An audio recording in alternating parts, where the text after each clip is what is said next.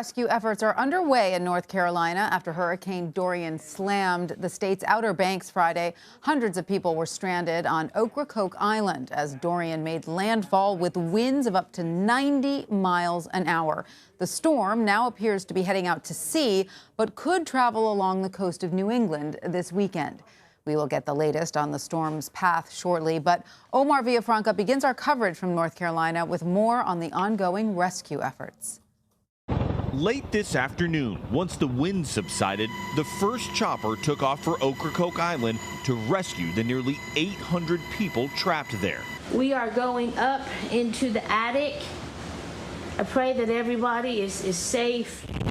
Dorian's howling winds, torrents of rain, and surging seas swept across North Carolina's Outer Banks, catching many of the hurricane-hardened residents of Ocracoke Island by surprise. It's coming into the house. It's coming in under the door. People who defied a mandatory evacuation order got caught in storm surge of up to 7 feet and were forced to higher ground.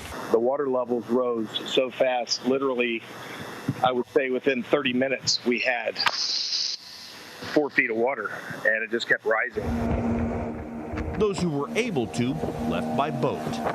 Some of the wind gusts here in the Outer Banks over 80, 90 miles an hour, and that is bringing the tide in. The main concern at this point is water, of course, leaving the beach and going onto the roads. In Wilmington, residents had to navigate through flooded streets. When you've been displaced in a storm like this 2 years in a row, it's tough. And Omar Villafranca joins us now. Hi, Omar. So are people still stranded on Ocracoke Island? They are, Tanya. They're still stranded on Ocracoke Island, but we talked to the Hyde County Emergency Management, and they're telling us that there's helicopters that are going there. They're still rescuing people. There's search and rescue crews on the ground going door to door, assessing all the needs that people may have. An interesting note, there's also, the only way to really get to that island is a ferry that goes back and forth. Obviously, when the ocean looks like this, it's pretty hard to navigate that. But they're expecting, they're hopeful that that ferry will be operational tomorrow so they can continue back and forth to bring supplies. And also if people want to leave, they can. But they're continuing helicopter rescues. People are being taken to a shelter that's set up on the mainland, and the priority is older people who may need medical help. And so exactly where are these rescued families being taken, and what is the next step for them?